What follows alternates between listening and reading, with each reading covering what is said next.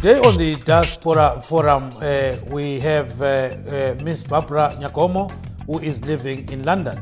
Ms. Nyakomo has been sponsoring candidates in parliamentary elections, or let me say by-elections, in Zimbabwe, under what is called the Progressive Democrats of Zimbabwe. Welcome to the program, Ms. Nyakomo. Thank you, Gibbs. How's London today? It's a nice, bright day. I'm in Manchester today. So now tell us, what actually prompted you to sponsor candidates back home? I've been doing a lot of humanitarian work, social development work in Zimbabwe actively since 2007.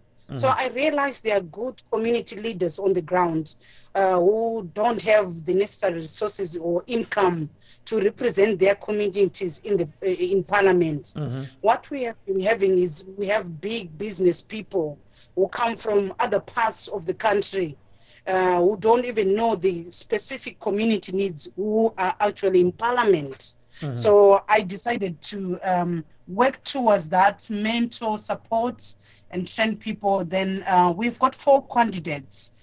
They needed $50 each to register through the nomination codes, posters, flyers, the whole campaign material, of which I've sponsored them. Because at the moment in Zimbabwe, everyone is down. But without that support, they wouldn't have managed to do anything. How much money did you pour in there in this kind of election, by-election? Cash-wise, I've got 4 candidates, so about $3,000 each, which is a total of $12,000. And we've also had a lot of volunteers in all constituencies. Like right now, all constituencies, the polling stations, we need about 178 election agencies, 2 at each station. They are all volunteers. People have put up posters. Each constituency has got like 50,000 people or more. I've encouraged them to do door-to-door campaigns. So that takes a lot of human resources as well. And they've been going without food or drink almost the whole day, struggling. And then at times, you know, we managed to give them like $1 for a plate of sadza and drink. So a lot of money. I would say each constituency election time, you need at least $10,000. So with this kind of move that we have taken, and we're told actually that you want to be the president of Zimbabwe. Tell us a bit about this. I actually took this step because I myself come from a very humble beginning, and it hurts me to see, you know, ordinary people who do extraordinary things.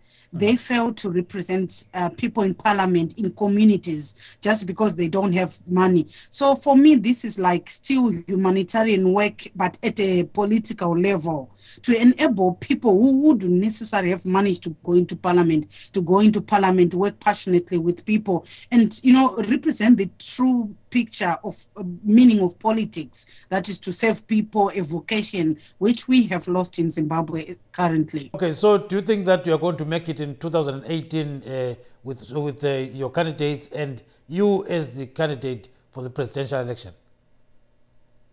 I think we're going to do very well if we, you know, strategically move, because we are at a point where people need new ideas, new politics, young people, youth and women to participate. So I am hoping we'll be, you know, it will be all right. So far, so good. Yes, so you think you're going to be the first female president, woman candidate, something like that in Zimbabwe? I'm praying for that. And what kind of different thing do you hope to achieve, you know, from what the president, that is President Robert Mugabe, is doing right now? Anything different? Yes, you know, the political values and ideologies that I developed actually here in my house, it's almost influenced by, you know, the work I've done all this year as a nurse and as a social work. So it's all person-centered, people-centered, that you look at the person first, how these policies are going to impact on people, politically, socially, economically. The problem we have had since 1980 is, you know, ZANU-PF have got good, sound policies, but they are never implemented. There is no monitoring, evaluation to see how these policies affect people at the point of impact. And it always enriched the 1% elite of the population. So for me, I advocate for collective leadership, inclusiveness, and equal opportunities, so that, people are part of the decision-making processes, and the government is separated from politics, from the parliament, from judiciary. So that's what we are advocating for. So now, is there any chance that we can have some kind of coalition? Many critics are saying the opposition is very fractured, So at the end of the day, going it alone, that's dangerous, right? I don't necessarily think that. The problem we have with political parties, we have been in the GNU at the moment, is people are so tainted. Their ideas, political ideas, and the new ideas which are being developed now, like by us, the Progressive Democrat of Zimbabwe, are completely parallel. So we have to look at, okay, are you just going to work with, say, MDCT, with a leader who has been there 15 years? They don't want to step aside. They are not practical. They are not walking the talk.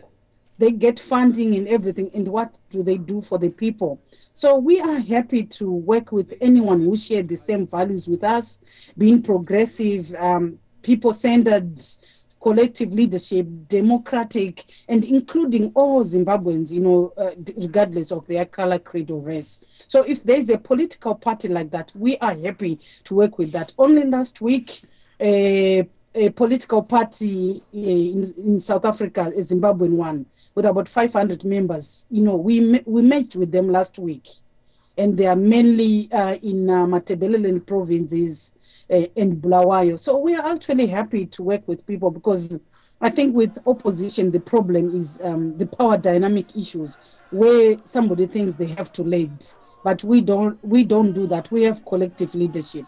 So they are more than welcome, and we also approach them as well. And what do you think about the future of Zimbabwe?